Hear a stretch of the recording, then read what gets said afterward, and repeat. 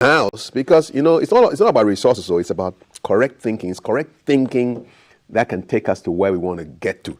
Correct thinking is what can make people grow crops out of a barren desert. Correct thinking is what gets people to change seawater into drinking water for the people. Correct thinking is behind policies that deliver bumper harvests 19 consecutive years to feed a people of over a billion citizens. 19 years, boom, boom, boom, boom, boom, boom, boom. From the second term of President Kufuor's governance till now, 19. So that's correct thinking, and we need more of correct thinking to take our country to where it has to be.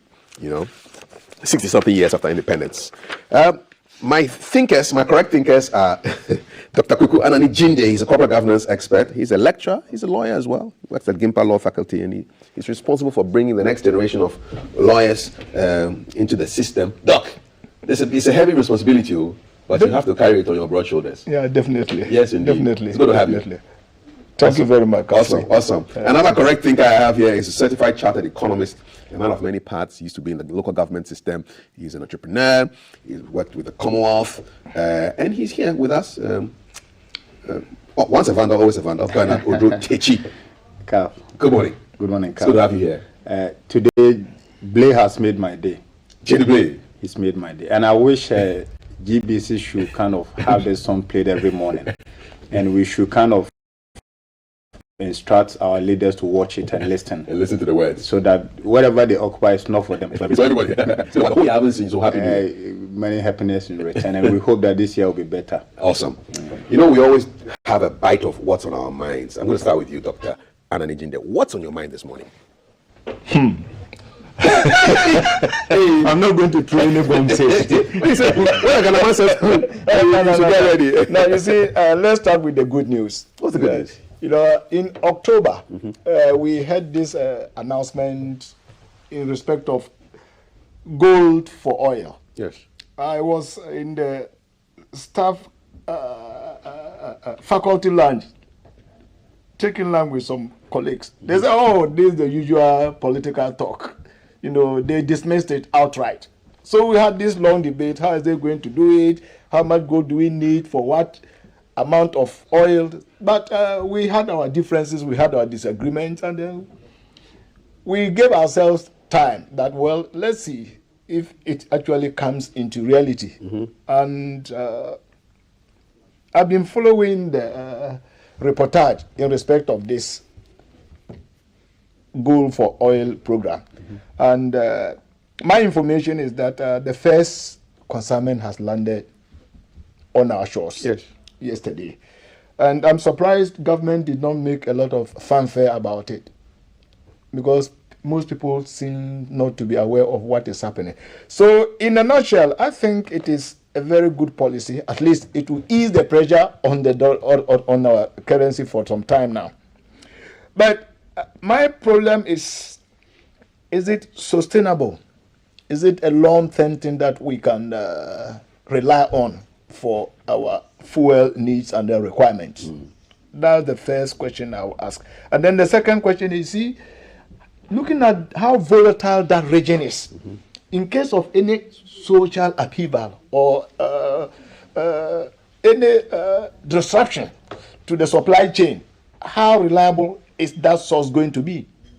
These are my concerns. Where is the oil coming from? I think that Saudi Arabia, United Arab Emirates, it's mostly from the Gulf region. And you know how volatile this region is. Anything could happen. I'm not praying for that.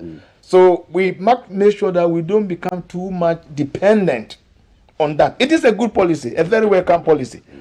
And I think if we want to have a long-term solution, the other thing is that I'm not very clear whether it is crude or finished product. Let me read the story. Because the communication keeps changing. Okay.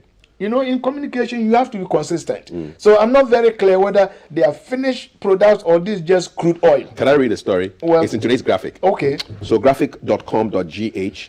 The first consignment of the gold for oil policy by the government to stem the increasing depreciation of the cedi against the major currencies has arrived at the Tema port and discharged into the receptacles of bulk oil storage and transportation company BOST.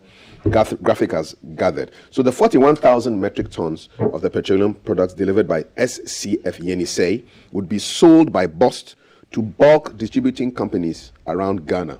A source has told Graphic Online. Valued at $40 million, it was brokered by the economic management team led by Vice President Dr. Bawumia. So a little backstory to this. In November 2022, the government announced plans to buy oil products with gold rather than US dollars. And Dr. Bawumia said that the move was meant to tackle dwindling foreign currency reserves coupled with demand for dollars by oil importers.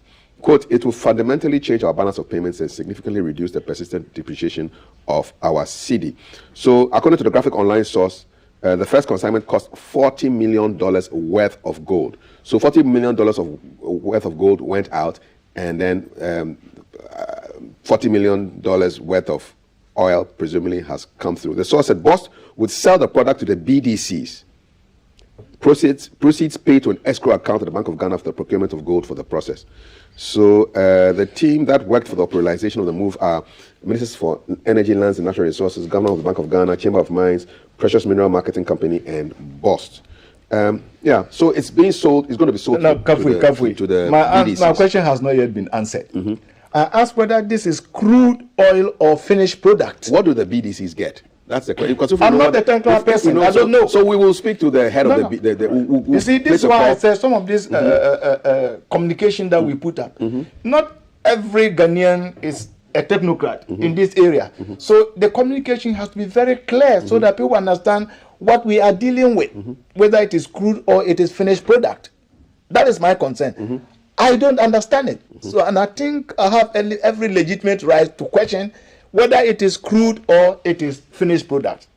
That's the first thing. And I think as much as I agree that it is a very good and progressive and forward-looking policy, I also think that it is not a long-term solution to our oil needs. If we want to resolve our oil needs, let us revive TOR. From my checks, we need about 500 million to revamp and then to get TOR back working. So, looking forward, in terms of the long-term solution, why don't we revive TOR? From the sources I've gathered so far, we need just about $500 million so that we can get our own, which is reliable, which can bring us more revenue than we are doing now. I think this policy, as much as I agree with it, I think it is a short-term solution.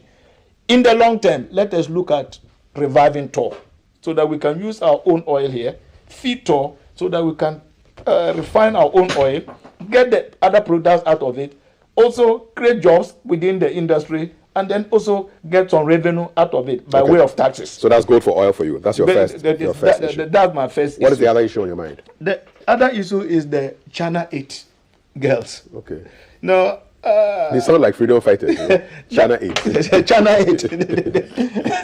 So I think these are the girls who were dismissed by GES for insulting the president. Let me just put a caveat here. Insulting the president per our laws is not a criminal offense. It has been repealed in 2001. Incidentally, by this president who was then the Attorney General. Okay. You see, coincidence. And when I heard that he pleaded with the GS to reconsider their decision, I felt that I did not agree with the president, because in the first place, the girls at that age, they knew, they understood, and they appreciate the consequences of their action. And the thing they did there, it was not something that was spontaneous. It was pre-planned, premeditated, and even directed. Because you could see that they came out to speak one after the other. This was a professionally shot video. So they should know what they were doing. So for such people who are enjoying free education at my cost, because free education is being funded from my taxes and your taxes, Kafui, I don't think these are the people who want to spend our money on. You don't buy their apology? No, I don't. The apology is fake. It's not sincere. Let's listen to the apology. To me, it's not sincere. Let's listen. Let's listen to the apology from the Chiana girls, the 8 Chiana SHS students who initially were sacked by GES, and then they apologized, and then the president rescinded the decision. Check it out. For our videos that went viral, we didn't mean for it to go viral. It was a childish play. We are sorry and we are on our knees. Our education means a lot to us. It's our future. We are on our knees that the president should please call us back. And we call on to the teachers to join with us to plead that the teachers should call us back.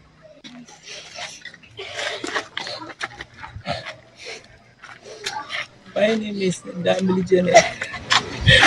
I'm here to say sorry to the president for what we last did, our video.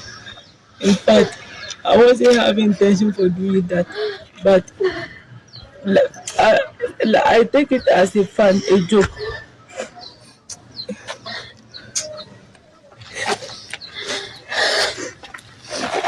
My name is Ali Amina, and we are begging the president and the president is our life.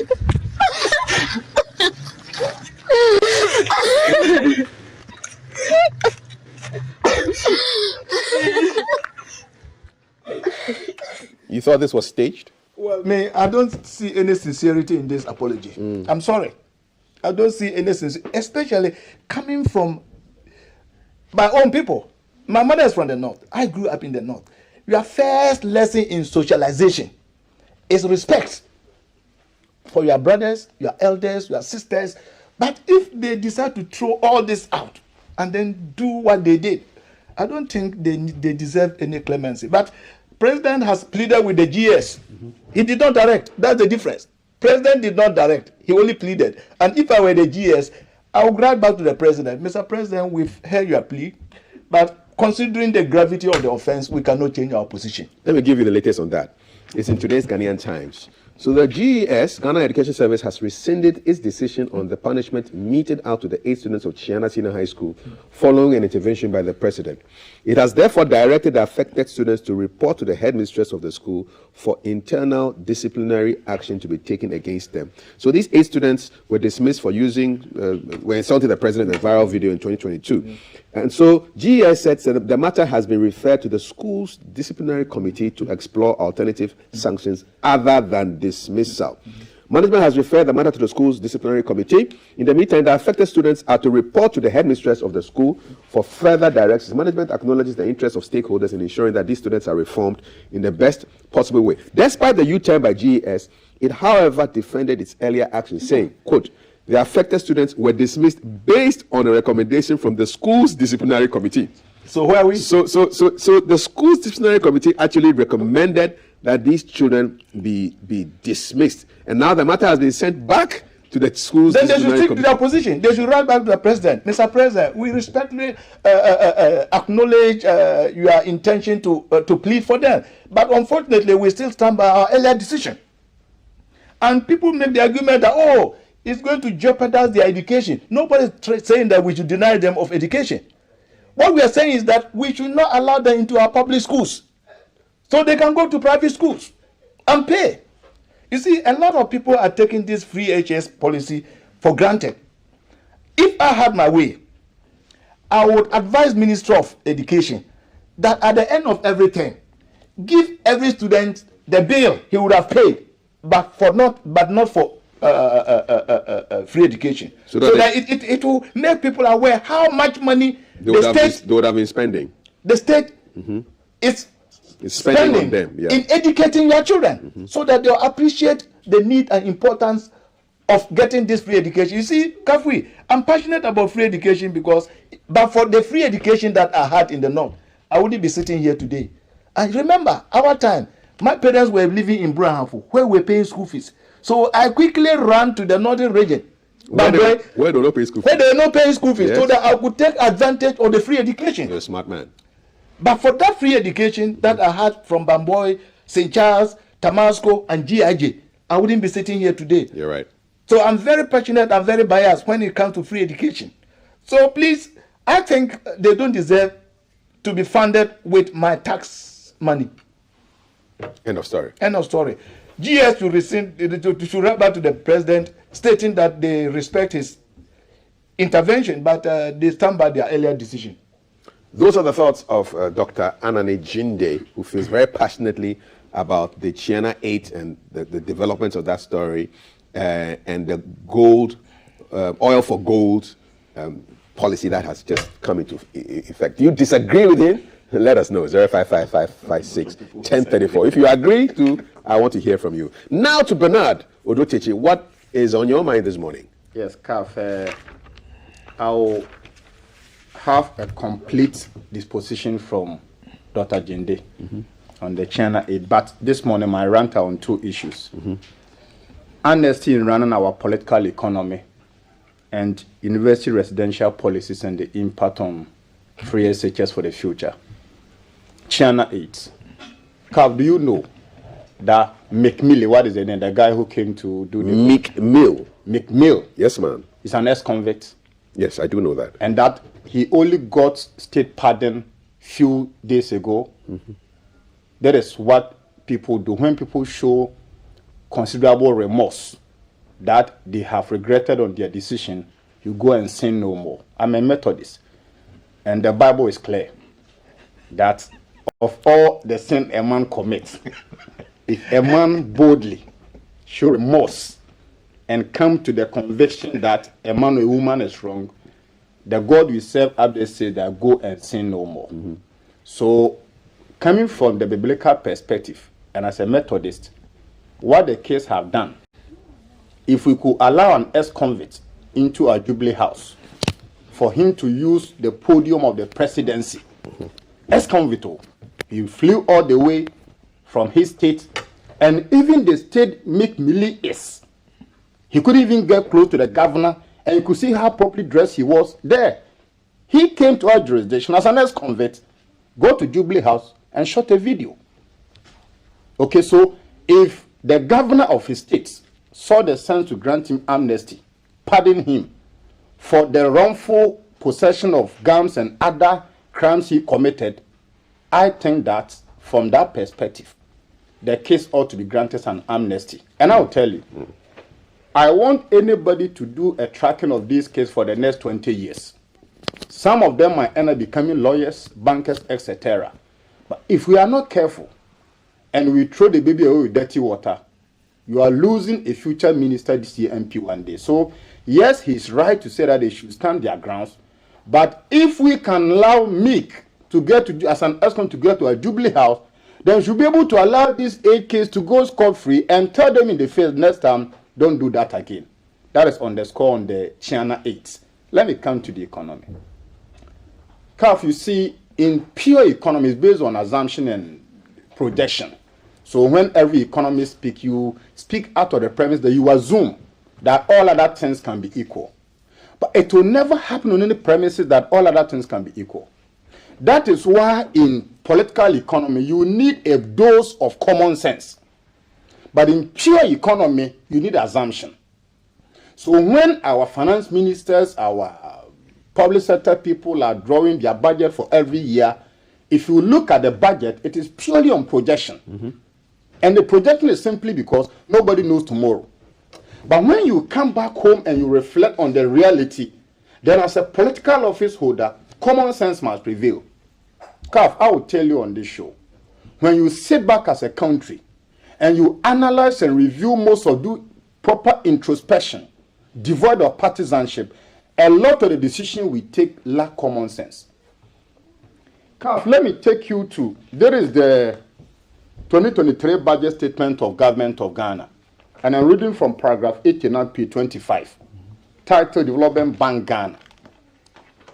Mr. Speaker, Government through Development Bank Ghana has established a 500 million special credit program, the DBG Emergency Economic Program to support businesses in agribusiness, value chain, blah, blah, blah, blah, blah. The bottom line is that prior to 2017, government cleaned up the banking sector, over 9 indigenous banks were gone. 6 years later, government goes out to borrow and set up only one bank that 9 banks could have done. So the simple question is that, why will a government clean up 9 indigenous banks, turn around 6-7 years later, and establish only one bank? And as we speak today, if you ask most Ghanaians, that do you know even where Development Bank of Ghana is, and I can tell you 90% to say no. I come from the Bono region. Since 1957 till date, in my municipality, a population of over 130,000, we don't have even one universal or commercial bank. Not to talk of GCB Bank, ADB, EcoBank. But guess what? 15 years ago, Dr. Kwaku Anane Gyinde established 4 branches in my municipality. Talk of Nsuatre, Fiekri, Odomasi, and Tra. The consequence of it in the net economy in the local area is that the ordinary trader, petty trader, will save money and borrow money. So in the economics of banking, Kwaku Anane Gyinde was growing the quarter of banking in my municipality. Government says that, okay, because of an infraction committed, I want to clean out the banking sector, so all GN Bank must go. I am not here to defend criminal act of or civil wrong of anybody. But you see, when the Lloyds Bank in UK were going down like it did in Ghana instance, the UK government adopted a nationalistic approach and said that, look, for the bank to go down, we will save you with national money. Today, the Lloyds Bank in UK is one of the biggest banks not in UK alone, but in the world. My conviction is that when indigenous people are doing better, let's protect them. My reason has been that today, if you take the telecommunications sector, talk of MTN, talk of Vodafone, when they make profit, where does it go? It goes back to where they came from. But if UT Bank, Kwaku Anane Gyinde were making profit, where will it go? It will stay in the country. And that is the reason why we need an overdose of common sense and compassion to run an economy. At times, you could be right to crack the whip by recommendation of World Bank and IMF. But and I will tell you, let's go the Wilfredo Pareto principle approach. Trivial money, vital few. Wilfredo said that in running every economy, 20% of your input can contribute to 80% of your output. If you take Ghana, if you take Greater Accra, if you take Ashanti region alone, the tax revenue the government earns is about 80% of the total tax revenue. But if you look at those people who are paying taxes, 80% are foreign-based company. Debt exchange program. It is worrying that the clean of the banking sector we saw 2017-18 is coming. But the reason is that if people buy bonds, either individual, institutional investors, they buy bonds with banks. When the banks take up this instrument or securities, they also invest in government instruments. So my fear is that aside the individual bondholders crying foul, the worst to happen in Ghana is the banking sector. And by the way, it's now 8 o'clock. The invitation to the domestic debt exchange program expires today. Fantastic. Monday, January 16th, 2023 at 4 p.m. So Thank in you. 8 hours' time, Good. the invitation will expire. What would that mean? Good. I'll come to that. There is a statement read by the President of Ghana dated 30th October 2022. And I'm reading from page 8, paragraph 3. It reads, I also want to assure all Ghanaians that no individual institutional investor, including pension funds, in government treasury bills or instruments will lose their money as a result of our ongoing IMF negotiation. There will be no haircuts. There is the president talking, not me. So I urge all of you to ignore the false rumors. Just as in the banking sector cleanup, government ensured that 4.6 million of deposits affected by this side did not lose their deposit. On this show, I stated clearly that this is not tenable. On this same show, I said that there is no way that haircut will not happen to those instruments government has taken. People say, oh no, we're being speculative. We're causing fear and panic. It is not like that. The economy is not voodooism. It's not miraculous thing that happens. It's the reality that you see. You are going to borrow money from IMF. You need $3 billion. IMF said that you are not debt sustainable. And before I will give you my money, go back to your country and restructure your debt and make sure that you take away some of the debt to the dustbin. You come back and raise false alarm and false hope that, oh, every Ghanaian should have a hope you are going to heaven. That will not happen. I'm an economist, and I said that, look, Mr. President, you are wrong. You are a lawyer, you are not an economist. Tell the people the truth. This is in October. We are here in January 2023, and the thing some of us said in 2022 is coming back to haunt us. You've asked a question. that if people do not sign on to the offer, what happens? It means that, let's say you have a bond with any traditional bank, and you're having 1 million Ghana cedi with those banks. Once you fail on to sign on to the government offer, you are losing your money completely. And don't forget. Is that legit? Who should take my money like that? When you buy a bond, or it simply means you are loaning your money to the government. And when you give out loan to people, a loan could be secured or unsecured. When government want to contract a loan, either domestically or externally, and it goes to bank, it has what you call the sovereign guarantee backing it. So all loans that go through parliament have SG, the country backing that loan. Sovereign guarantee. Sovereign guarantee. However, if the government comes to the money market or the capital market and goes to borrow money from the people, at that point it is unsecured loan. It means that anytime there's issue of these instances happening, you don't have anything to fall on as a guarantee. Now, government says that, don't forget that, you see, I'm happy a law lecturer is here. Caveat emptor, Obama Fida, utmost good faith. You sell something to me based on certain contractual agreement. And anybody who buys bond, there are certain terms and conditions, you sign on to it. At the time of people purchasing that instrument, were they made to agree that in case there's an element of that unsustainability, they are going to have a haircut? If the answer is no, there's going to be an element of class lawsuit against the government. All the people That's what Mr. Martin Kpebu and Senor Hossein exactly are all coming together to. The law lecturer is here. I'm buying, government sold an instrument or like a loan paper, commercial paper to the public, and they bought it on certain terms and conditions. Okay. The government in those condition, present conditions subsequent, did not say that in case I'm unable to pay, you are going to suffer a haircut. 4, 3, 5 years later, government emerged and says that, okay, the instrument you bought is retiring maybe 2023, but I cannot pay the principal plus the interest, so take maybe 30% off, let me pay you. The argument is simple. If these people proceed to what will be the consequences on the government? One, IMF said that unless you do a debt restructuring, we will not give you a 3 billion loan facility. So if all the people affected, both here and outside, team up and engage competent lawyers and initiate a class lawsuit, what will happen consequentially is that the 3 billion facility government is trying to get, it will not come. Let people understand on this show. Nobody can defend that. IMF said that go do restructure and come for $3 billion, either in 3 or 5 years. You come back home, and the people that want to restructure their facility, we will not agree. So in simple terms, the condition precedent to get a $3 billion will not be met. And when that is not met, we come back to square one. Government will end up not getting a 3 billion loan facility. Government will not be able to pay the local, bond holders. In that situation, we are heading to a failed state. Because if government doesn't get a 3 billion facility, there will be liquidity challenge on the government. No money. No money. Government to all people. So double slap. IMF will not end up giving us the money. Local people are chasing the government. What happened is that we are heading to a point of a failed state. How do we dig ourselves out of this hole? Simple. On this show, CAF, last year around July, I said that the government should call for National Emergency Economic Forum. I said it on this platform.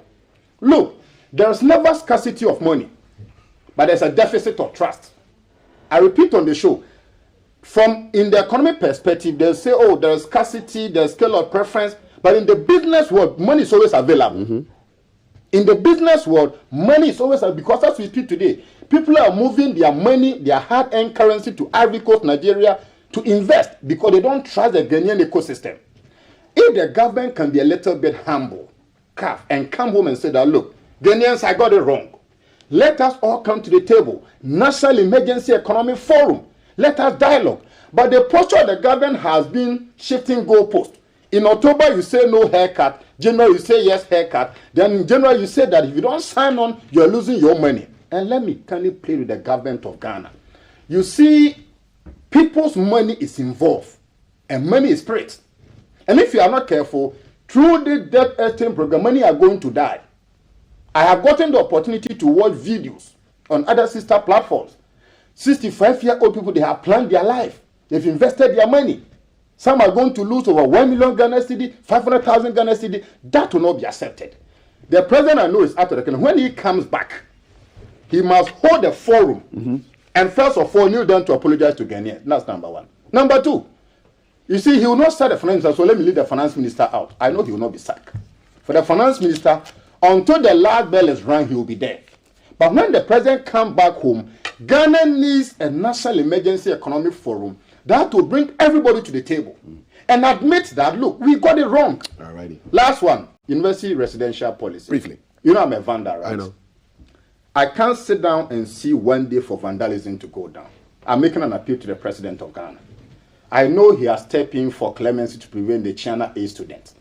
Vandalism, at a point, he wanted to even be an associate vandal, the president of today. You know, even Rawlings, it was room D4 that June 4 started. That should tell you the revolution from the hall. Don't forget, Nooks was giving birth in Comotor. So there is a hall with this red culture. In 1957, Queen Elizabeth flew all the way from UK to commission Comotor. This enviable culture cannot just be lost because of few infraction created. My appeal is that they should allow the continuous student to be. And when they do that, they should institute image redemption therapy for the hall. If the university think that the image of the hall in the school is going down because of Commodore, they should engage some. But for us to sit down to see the hall go down, I can't think for a moment. Thank you so much. Double runs from both of them.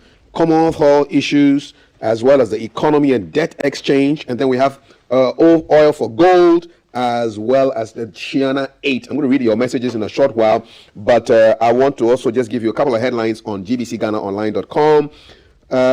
President in UAE for Abu Dhabi Sustainability Week. Samuel Abujinapo, now caretaker minister for trade and industry. You guys didn't get that, right? It happened 1 month away from Valentine's Day.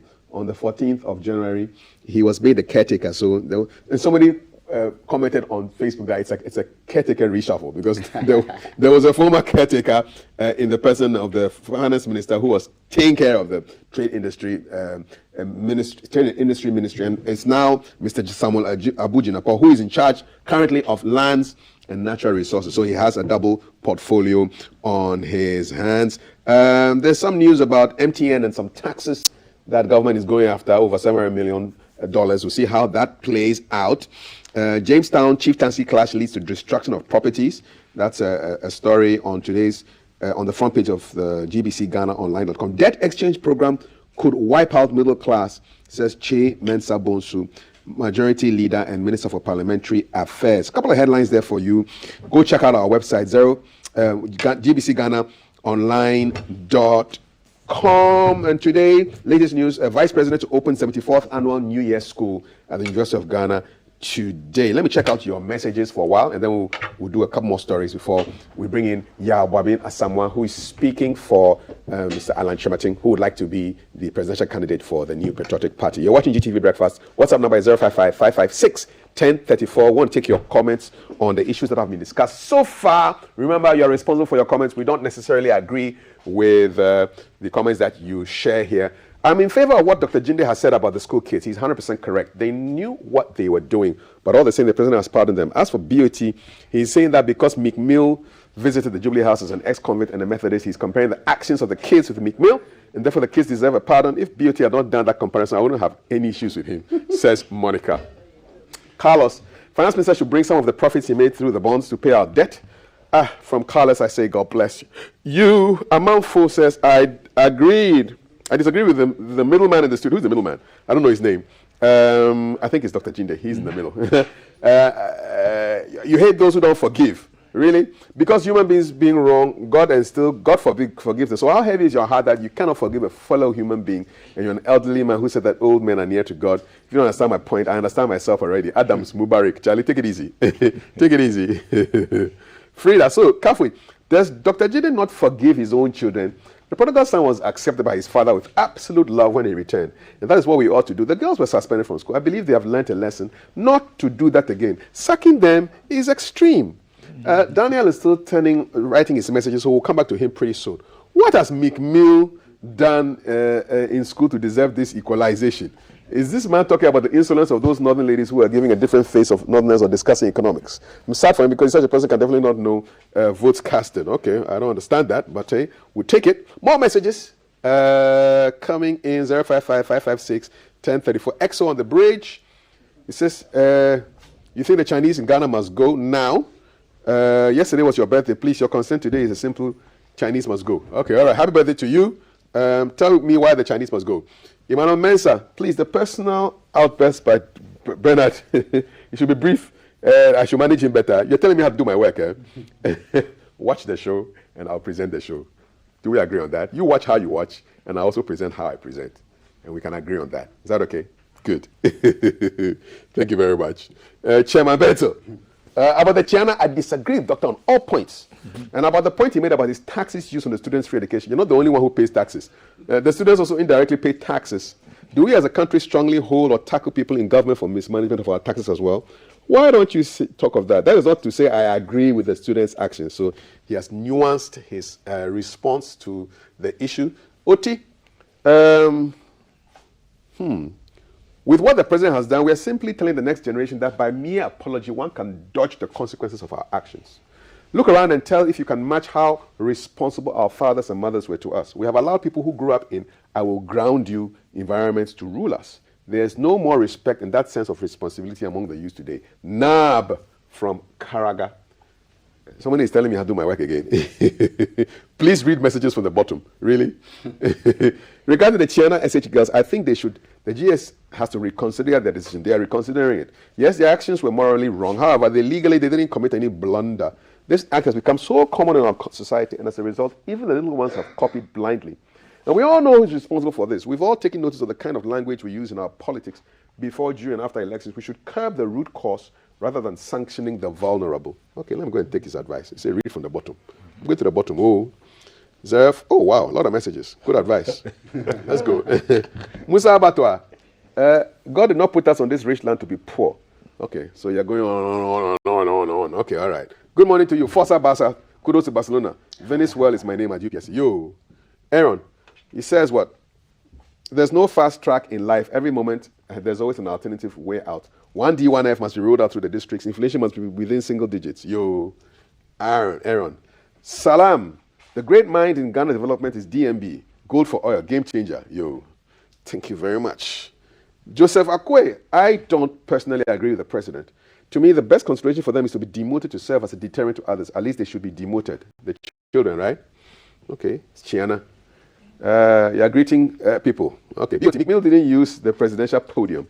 I'm equally passionate about free SHS because I'm a proud and loyal product of the free education after the university. Thank you, Dr. Gyinde. I agree with Dr. Anane about the apologies by the girls. It is fake, and they don't deserve to be pardoned. Apology is staged. This should serve as a deterrent to others. Peggy, Ama, Jonko. Marco Fori. Mr. Jenny should let the prodigal son parable by Jesus influence his passion, but for me, 24 lashes at assembly will do. Yeah, they are still lashing people in some certain countries. In Singapore, they lash. Yes. They don't lash women, but they lash girls, but they lash boys. They lash, seriously. So maybe the lashing must come back. Is that what you're saying? We don't know. Good morning. Did that guy with you train his children at home? Why do we politicize everything in Ghana? Which guy? We're 3 guys here, you know. In fact, only 1 guy. The rest are like gentlemen. I'm the only guy here. maybe Dr. Gyinde too is a guy. Are you a guy? A little bit. A little bit of a guy. And then Bernard will be a guy. I remember back then in SHS, some boarders went to town without asking permission. They were caught by the headmaster. What happened to them? They were all sacked. And how much more these girls who went extra mile to record and put on social media? Dismissal is the option for them. You guys are not happy with Bernard. Stop doing politics with the expulsion of the students. We all want our young women to be disciplined. As we speak, my grandson's results have been confiscated by his SHS because he was causing trouble in school. I agree with the school. Children should be taught to behave, and it's only by punishing them they will learn. Auntie Fanny, I hope your grandson's issue can be sorted out. I support 100% Dr. Anane Gyinde's position. The school authorities should maintain their position to serve as a deterrent to our disrespectful society, and especially some of the youth. This country is becoming too something, and we equalize every situation to something elsewhere. I'm a Christian and a Methodist, and the Methodist Church do not support disrespecting youth in our church. Apology of the girls, the apologies are artificial and should be punished for bad example. Wow. No mercy for the Chiana girls, as far as you are concerned. Okay, more messages coming in. Our board is hot. Master planner. Okay, you are thanking the president and the MPP government. Yo. Esotina. The teachers face similar issues in schools. In some instances, teachers get into fights with students. The dismissal was okay, but the reversal of the dismissal is better. They didn't think of getting into this trouble. They follow what they see. As we are crying for mercy, we need to cry the same for discipline. Zain Abdeen Ketekrachi. Okay. Good morning. The students should be forgiven. The economy needs a consensus reform. Come back. Thank you. We have Juju. Kingsley. All right, then. Thanks a lot. Isa, good morning to you all in the studio. If the children should be forgiven, then God should have to forgive the devil. Yay. You've taken it to a whole new level, man. It's too metaphysical for me. I beg you. Johnny Bucci. Please forgive the kids, who they are kids and upcoming. Please forgive them and accept them back. Let love lead. Well, Johnny Bucci has a skull on his name. Wow. Charlie, serious. I'm even afraid. Akansige Charles Ima. Kafi, these China girls should have been caned and dismissed. Let's leave politics out of this disgraceful act of indiscipline and bad parentage. The apology has simply been staged. Why did they wait for all this while to stage an apology? Bogus apology. Kafi, if you continue to invite people like Bernard, this well-known activist, well, he's not telling you. He told you that he belongs. He was in the Ofusuan Popo team. Yeah. You have not hidden it. No. Yeah. So please, some of these people are making some of us begin to lose interest. Please, if you want to leave GTV, please say so. Don't use somebody's. If you don't want to watch us, it's within your right. Don't blame. You have a right to watch whatever you want to watch. So please, thank you. Don't use my guest as an excuse for leaving. More hostels for University of Ghana students should be supported from estate developers. Okay, where did that one come from? It's quite interesting though. Greetings to BOT. The debt exchange is daylight robbery. Happy second anniversary to you and your beautiful wife. Oh, okay, all right. Nice, thank you. Happy anniversary to you guys. Our leaders are not visionary. What if our gold reserve that we are going in for this kind of trade? What of our gold reserves that we are going in for this kind of trade? Will Galamsey continue to go on? Gold for oil isn't going to help. And you think that it's not visionary. You say, read mine. We got a lot of education on BFS. Okay, read mine. I've read it. The young man should show him sense. If it was your child, would you be happy for them to be sacked? And don't use words that are not decorous, because I will not read your messages. You know, it is possible for you to disagree with somebody without insulting them. You know that? It's perfectly possible. Yeah, you just temper the words you use. But I agree, we've got into this culture of Jimmy and moi. You know, we just use words like we've not been trained. And you disrespect your parents when you speak like that, okay? So speak without the insults and make your parents proud of you. Thank you so much. Okay, did McMill insult the prayer? Oh, you guys are still giving McMill real estate space in your head. Anyway, well, Bernard brought the McMill issue up. How many messages will you have to read? Okay, thank you very much. The University of Ghana management should try their possible best to revert to the decision of taking continuing students in Commonwealth Hall and Mensa Saba to UGEL hostels because it's too expensive. Most students didn't ask for it. More messages. BOT is an institution. He comes here to educate, but not to do politics. Okay, so people agree, people disagree, but that's how it is.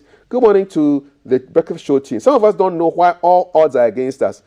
JJ Rollins cancelled end of service benefits. It affected us. SNIT lump sum payment was cancelled, and that one also affected us. And now our scanty benefits we have invested in government bonds are also being taken away from us. Why? That's the question. Please read mine. The students need to be lashed and dismissed at the same time. Good morning, everyone. Please read mine. Okay, all right. And this is a lady who is saying this. Okay. She doesn't agree with what's happening. Please, I need a little understanding about an issue. If you take a loan early 2022 at the then prevailing percentage, will the current rate affect you? It's possible. So you took a loan at, say, 20%. Yeah. Is it fixed? It depends on what you agreed on, right? If the policy rate from central bank goes up, it can lead to higher lending rate. And the bank can also write to you, indicating to you that because of the change from the policy rate affecting their lending rate, your prevailing interest rate can also go up. Okay.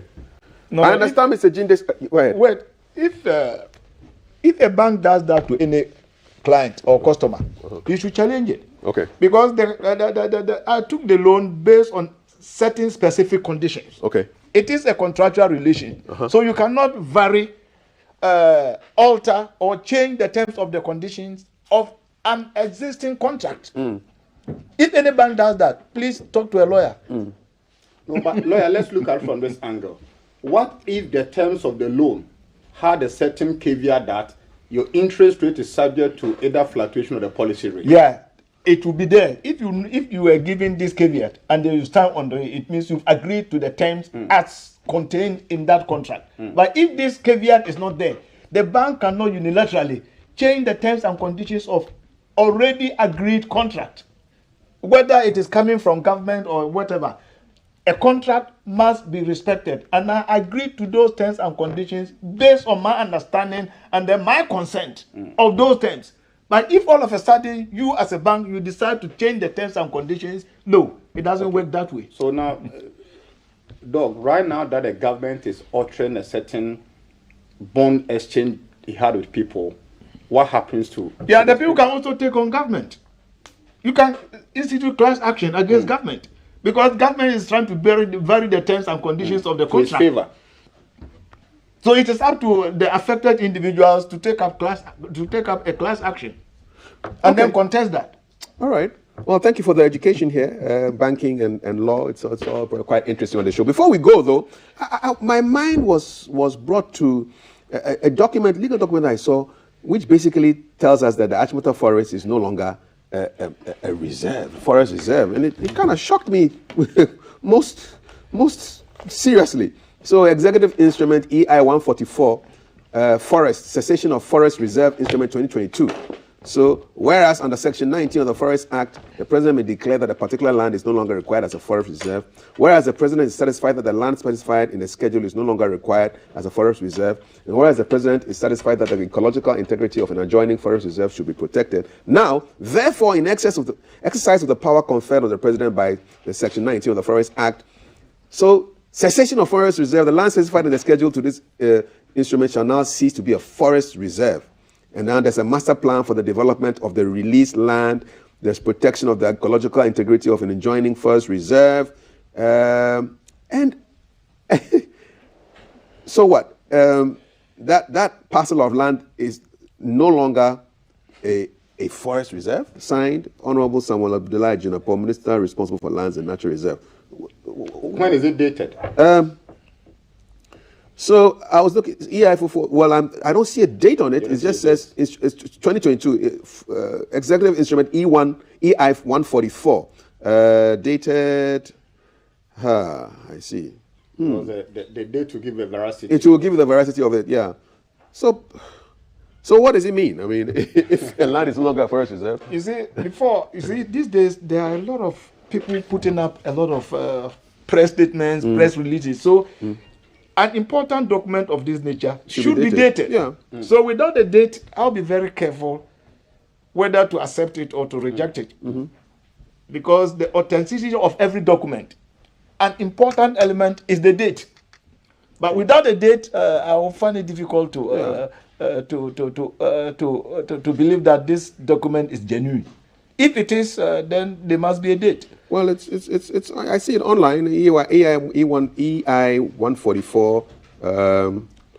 We need to get some clarity from the Ministry of... Because personally, I have my doubt about how authentic this document is. Effective May 1, 2022. May 1? Yes. But I think when the controversy came out of that time, when Sir John issue came up, this was in June, this was 2022 too. But Kaf, my concern very... But the minister has also clarified that the EI 144 pertained to 361 acres of peripherals of the Achimota Forest. You know, adding the government is returning it to its custodial owners. There's a lot going on around that whole Kaf, for forest. me, I first asked of the day so that it can give me veracity to comment on it. But if it turns out to be true, conditional statement, then this government has done Ghana great disservice.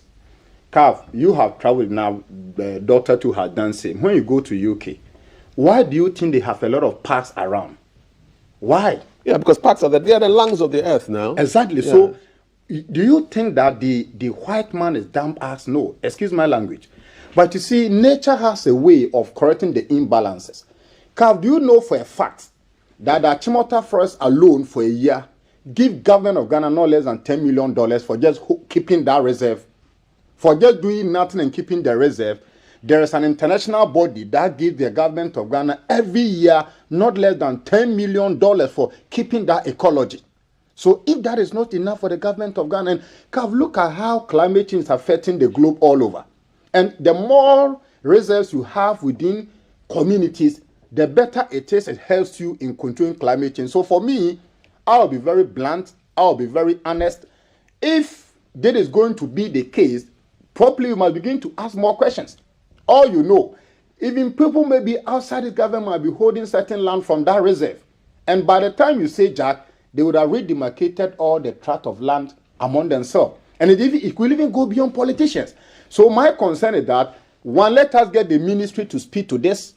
If it turns out that this is a true document coming from the government, then I think that the people of Ghana must rise up. Well, the minister spoke and he added that the government is returning the land to its custodial owners, identified as the Owu family, because the land was not being used for its intended purpose, which included the extension of the Achimota school, you know.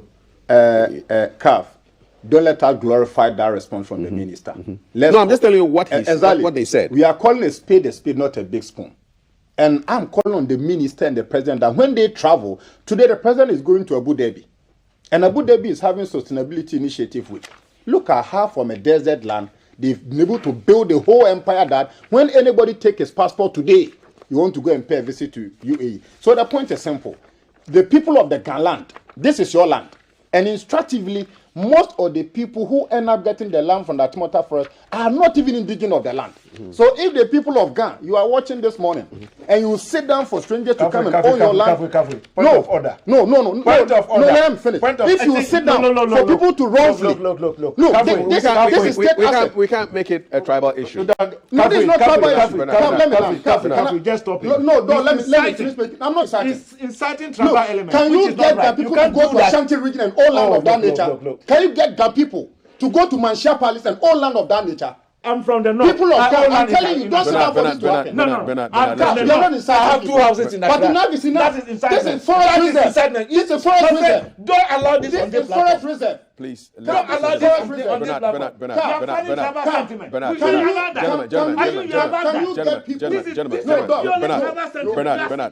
from the north. I have 2 houses in Accra. I'm from Accra. We're shouting. Let's bring it down. One person has to speak. That is not right. Can I make my point? That is not right. Can I make my point? You've made your point. No, I'm not made your point.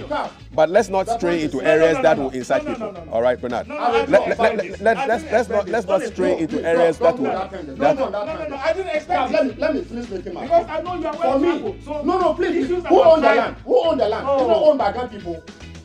It's not owned by Ghana people.